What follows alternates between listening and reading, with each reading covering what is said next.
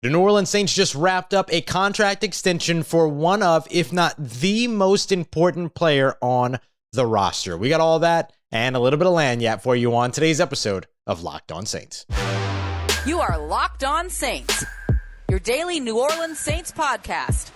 Part of the Locked On Podcast Network, your team every day.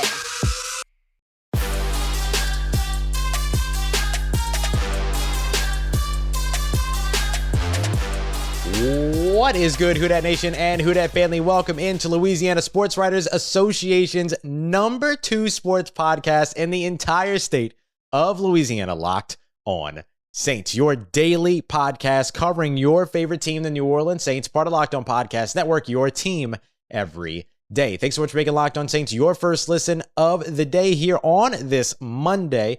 Don't forget that we're free and available across all podcast apps and on YouTube as well. I'm your host, Ross Jackson, at Ross Jackson Nola on Twitter. You can find me over at USA Today's Saints Wire, Tuesdays on Locked On NFL, and here with you every single Monday through Friday on Locked On Saints. And today's episode of Locked On Saints is brought to you by our friends over at Bet Online. They've got more odds, lines, and props ready for you over at Bet Online than ever before. Go and check them out, Bet Online, where the game starts. And on today's episode, we're talking all Demario Davis all the time. The New Orleans Saints and Demario Davis agree on a contract extension. We'll talk about the most important pieces first, what you need to know about the contract. Not going to waste your time there. Then we're going to dive into why it's important that this contract extension gets done now and what it means in terms of what the New Orleans Saints believe they can be in the coming years. This extension tells us a lot about Mickey Loomis, the New Orleans Saints, Gayle Benson, and their plans for the future, as well as, of course, head coach and the coaching staff with Dennis Allen and the rest. But the biggest thing you need to take away from this contract extension is that Demario Davis is set to be a New Orleans Saint for an additional year. Remember, he, Deontay Hardy, and CJ Gardner-Johnson were all potential players that could have maybe sat out of mandatory mini camps while they were working on trying to get contract extensions, not necessarily long-term deals, but contract extensions.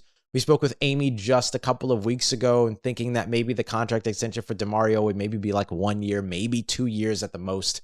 And that's exactly what we ended up getting, right? That's exactly what you end up seeing the New Orleans Saints do with Demario Davis, who was already under contract fully for 2022 this season and 2023 next season. Now they add 2024. That's the biggest takeaway from this contract.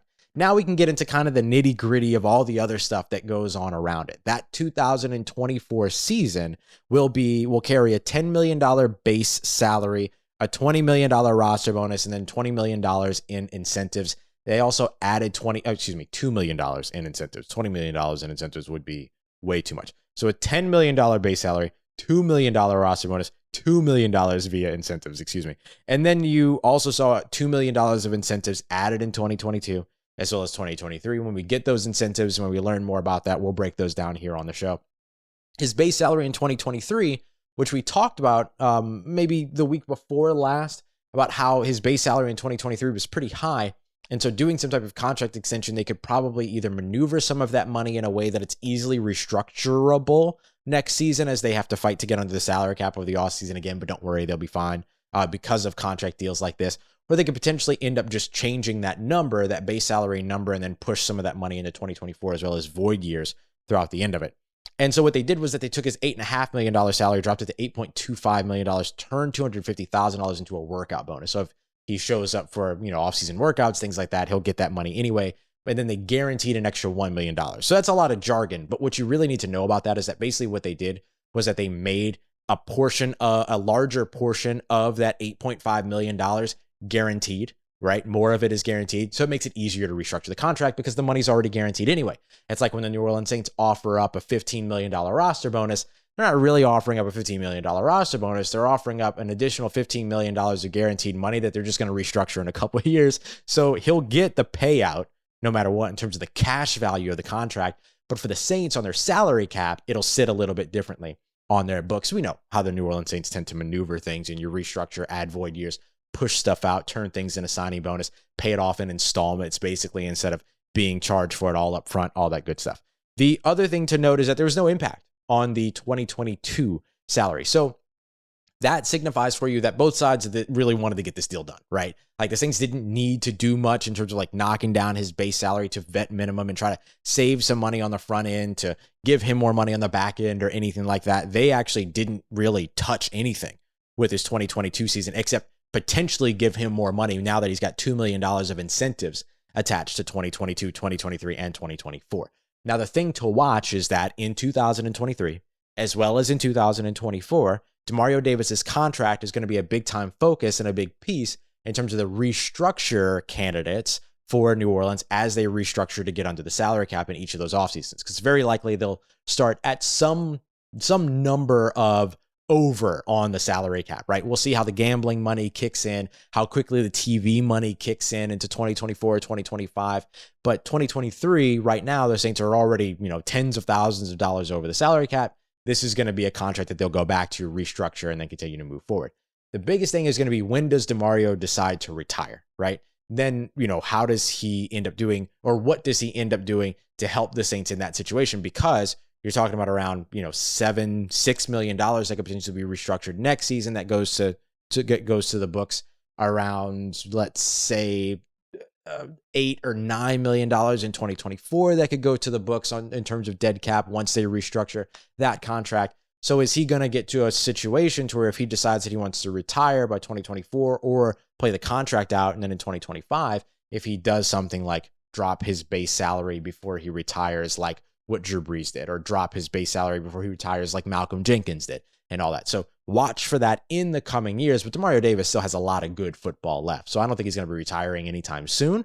But when the time does come, there will be some Demario Davis money on the books. How do Demario Davis and the New Orleans Saints orchestrate or handle that? That'll be interesting to watch, but that's a couple years down the road. So again, the biggest piece from all of this in terms of what's most important is that Demario Davis is a New Orleans Saint in 2022, 2023, and now also 2024. That tells us that the New Orleans Saints have a particular feeling about what they can be for the course of the next 3 seasons. We'll get to that a little bit later on in the show. Now, I want to talk about why it's important that this contract extension got done. Remember, it wasn't just Demario Davis. C.J. Gardner-Johnson was also looking for a contract extension. Wide receiver Deontay Hardy was also looking for a contract extension. So why get Demario's contract extension done first? And was that the right choice? I'll tell you why it was as we continue on with today's episode of Locked On Saints. Before we get to that, I want to tell you about our friends over at Bet Online, where you can get all of the odds, lines, and props around the very exciting sports world, right? So maybe you made a little bit of money off of the NBA draft, but now you're looking ahead to the beginning of the NFL season, right? You have a ton that you can get in on. Win totals, right? New Orleans Saints, I think, hovering around that like 7.5, 8.5 win total spot because Vegas doesn't really know what to do with them. Now you're seeing them invest in these guys like Tyrann Mathieu and Jarvis, Landry. Jameis Winston's back. They revamped the wide receiver room. The secondary super strong. Demario Davis is locked down for another year, so there's no concern about him going into 2022 or concern for him going into 2022 or anything like that. Does that make you more confident in the New Orleans Saints than Vegas does? Easy way to make a little bit of money off of that is to bet on those win totals. You can also get in on week 1 odds. The Saints are already favored by 5 points on the road in Atlanta. You like that? You want them, you think they can cover, you think they win, but they don't necessarily win by 5 points. You can get in on that as well. So there's a ton for you to check out over at Bet Online, the #1 source for all of your sports gambling needs.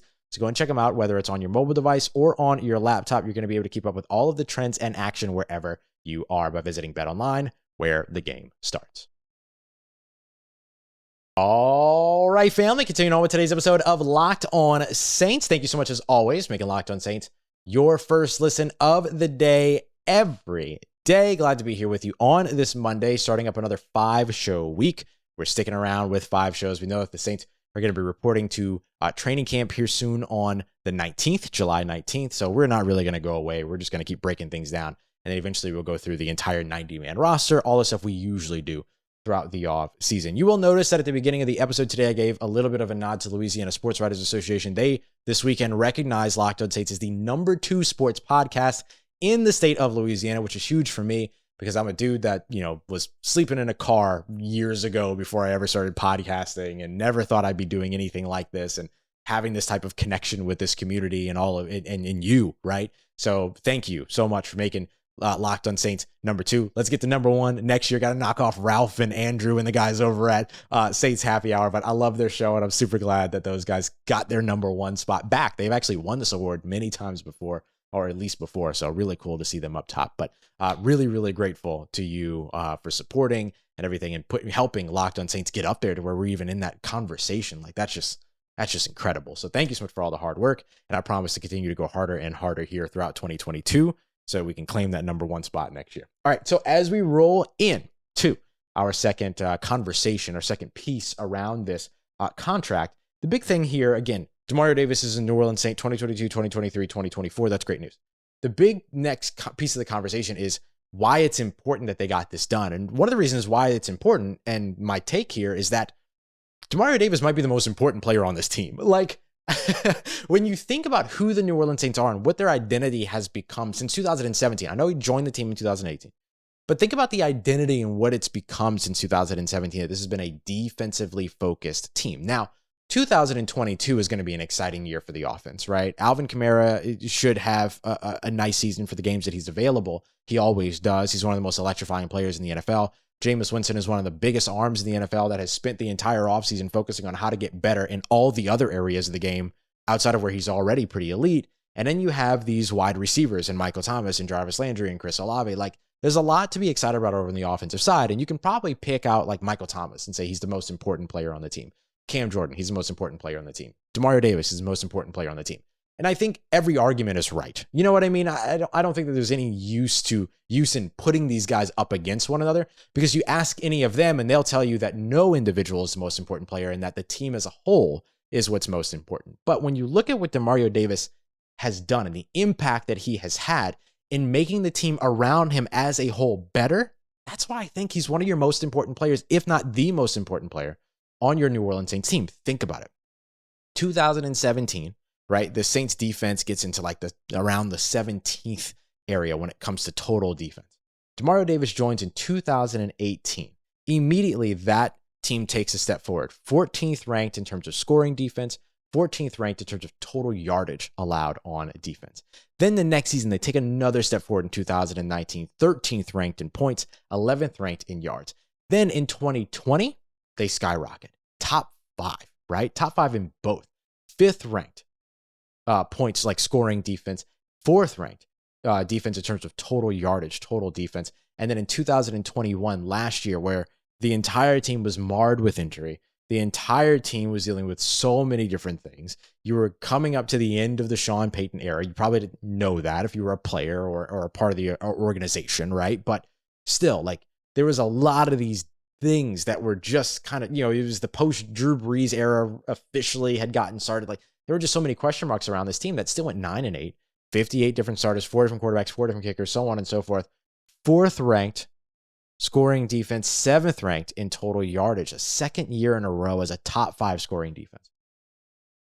And you look at where the trend really started. Yeah, it started in the 2017 year because you got this explosion of young talent over on the defensive side that took over. Marshon Lattimore and Marcus Williams and Von Bell and like all these guys that played awesome, that just were fantastic, right? But then everything in terms of all of those like individual ingredients coming together to make this New Orleans Saints defense came together kind of with the roux of Demario Davis. I'm going to keep using the roux and the gumbo thing because I miss gumbo, because it is not gumbo weather out here right now at all. And so I'm going to keep using the gumbo reference. But he really was. Like, he was the guy that tied all of this together. Remember, the Saints had struggled at the linebacker position. They trying these guys like David Hawthorne and Stephon Anthony, of course. And not everybody, was a bad choice. Like, Ellerbe would have been very good if he could have stayed healthy, right? Like, he was one of the better linebackers in the NFL. He just couldn't get out on the field. And then we saw, some of these other guys as well that got their opportunities that just didn't necessarily pan out. Now you get to Demario Davis, and all of a sudden you have a foothold. You have a guy that is always going to be the reliable guy that's going to help you win games. That was something the Saints didn't have at the second level. They didn't have that green dot leader that called all the shots, that knew the playbook as well as the defensive playbook, as well as Drew Brees knew his offensive playbook, right? You didn't have that guy. But then all of a sudden he shows up as a free agent coming from the New York Jets at the time, if I remember correctly, New York Jets, Cleveland Browns, New York Jets, coming from the New York Jets at the time. And, just like Jonathan Vilma did via trade many, many years ago. And then all of a sudden just ignites his defense. Like Demario Davis is the second best free agency signing the New Orleans Saints have ever had in their franchise history, behind just Drew Brees, right? And then behind him would be what? Maybe like Darren Sproles or Jabari Greer, probably, right? Like you can make any argument there. But he's the second best guy behind Drew Brees. He's the best defender you have ever brought on and added to this team on the defensive side. There's absolutely no doubt about that. So I think that when you look at why this signing and you ask the question, like, why is this signing important? Why is it important that they got this contract done now? It's because Demario Davis is one of your most important players, if not the most important player on your team, or at least on your defense, right? So why get the contract done with Demario first as opposed to CJ Gardner-Johnson and Deontay Hardy? Because you should. I mean, just plain and simple, because you should, right? Like you have these young guys that are looking for new contracts. Yes, CJ Gardner-Johnson is somebody that is going to be a leader on this New Orleans Saints team for a long time, as long as he's on the roster. Deontay Hardy is somebody that can break a game for you if you need him to. But Demario Davis is your veteran leader. Demario Davis is the most important player on your defense, maybe on your team. And I know I keep saying that. I keep saying it because I mean it. So of course you go to him first. Of course you get his contract extension done before you turn to the, fourth year safety or the fourth year wide receiver, right? Like you don't go to those guys first. No disrespect to them.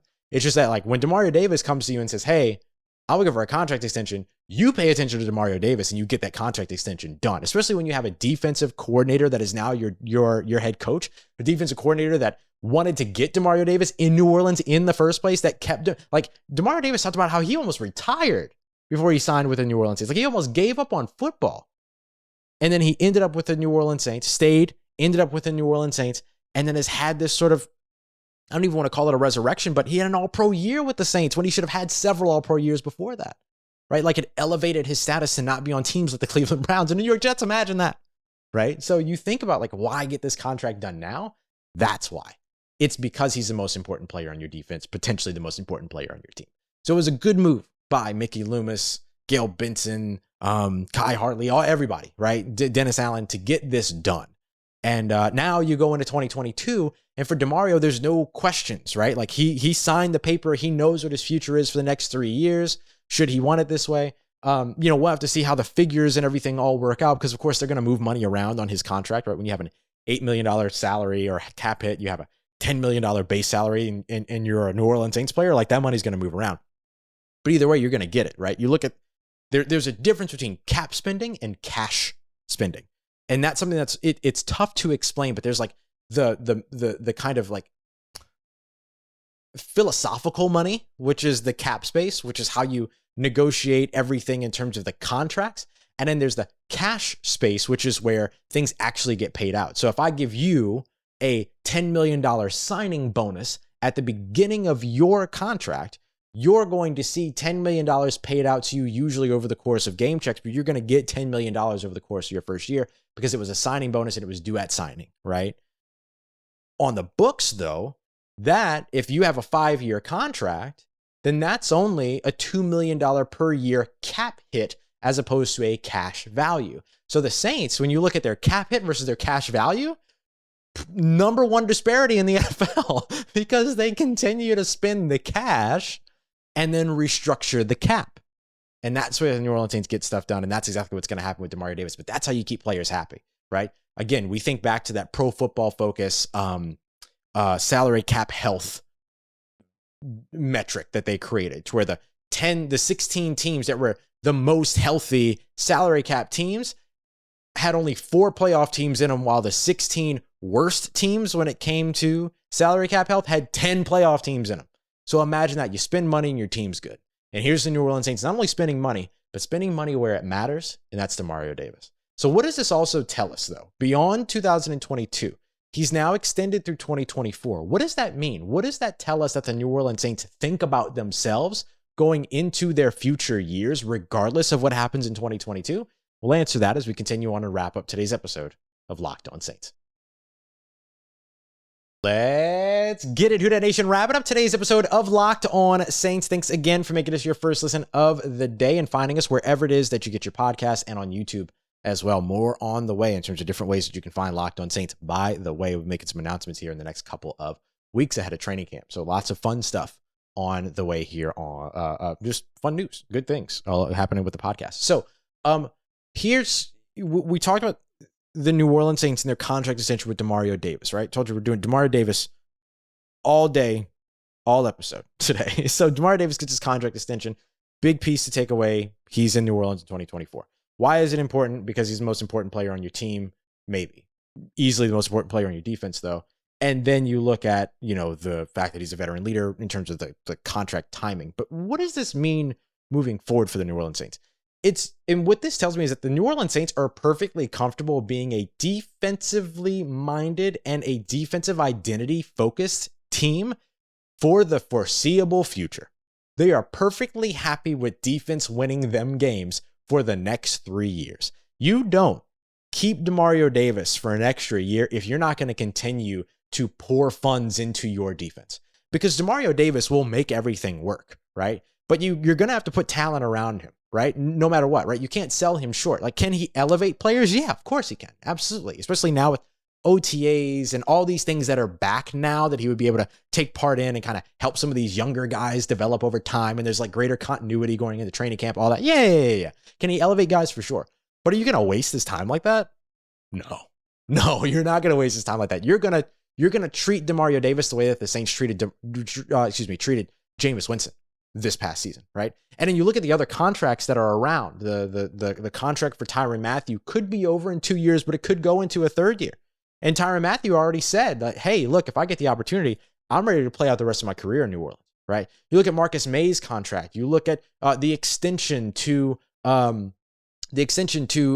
Lattimore. You look at the potential extensions that lie there. They're ready. They're on the table for a guy like Marcus Davenport, who's just got to have another good season in 2022 and show that he can stay healthy. Like, the Saints defense is ready. Alontae Taylor, Paulson. The Saints defense is ready to be a good defense for the next 3 seasons and potentially longer, right? Because now you're also not only keeping Demario Davis because you expect him to be an impactful player for you for the next 3 seasons, 2022, 3, and 4, but you're also keeping him around because you've got guys that you believe in, like Pete Werner, like DeMarco Jackson, potentially Quan Alexander could return. Potentially Zach Bond finally finds his fit in the Saints defense, who I still think might be like a leading trade candidate at some point if he can't. Not because he's not good, but because he's going to be very good in somebody else's system like the Philadelphia Eagles. But you have the guy now that can shepherd them and help them become and develop and be a coach on the field like nobody else. And not only do you have him, but you've got Cam Jordan, you've got Tyrann Mathieu, who can help make all of that happen on their levels of the defense and with their levels of the unit as well. So what does this contract extension tell you? It tells you that the Saints aren't just trying to win in 2022. They're trying to get ready for Tom Brady retiring. Because once Tom Brady retires, what's going on in the NFC South other than the New Orleans Saints at this point, right? Like, we'll see how Desmond Ridder pans out in Atlanta, but we have to see that.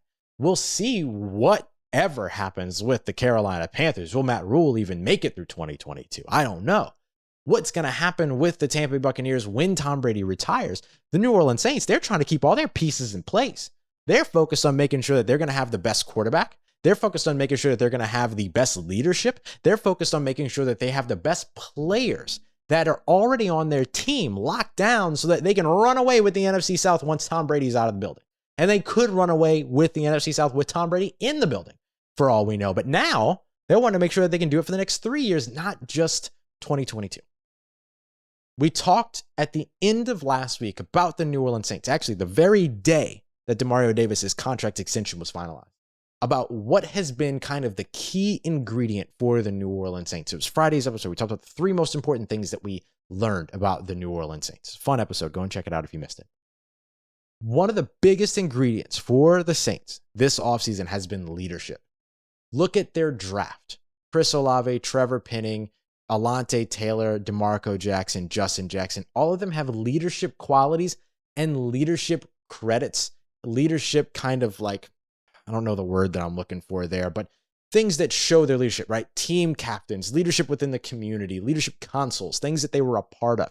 Leadership was a big part of all that. You look at Jarvis Landry getting added to this wide receiver core. He's now the leader in terms of veteran experience in your wide receiver room. He had all the records before Odell Beckham Jr. had all the records, before Michael Thomas had all the records, right? In terms of those like catches over the course of seasons and stuff like that. Like, these guys know how to get it done. So now you have two fantastic leaders in your wide receiver room, which you're trying to desperately revamp after last year's 32nd ranked passing offense.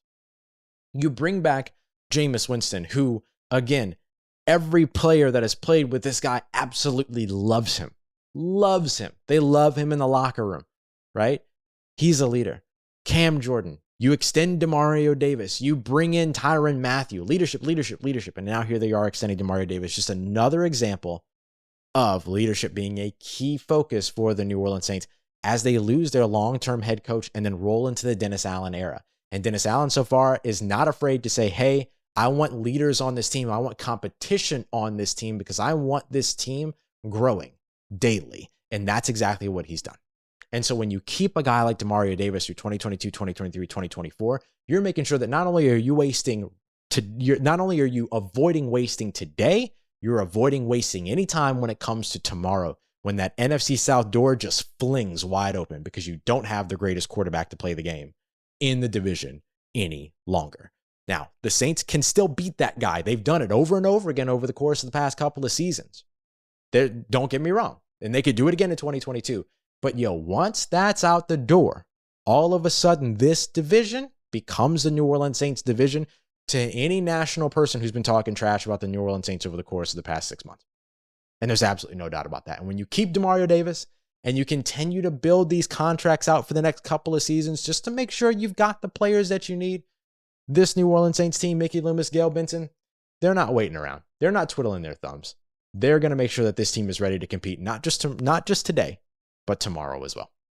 Speaking of tomorrow, coming up in tomorrow's episode, it's Tuesday, so we're going to get to some of y'all's questions. I have a stockpile of New Orleans Saints, Locked On Saints listener questions. And one of the biggest questions so far this offseason is, how is the offense going to look with Jameis Winston and these wide receivers without Alvin Kamara, So we're going to break it all down.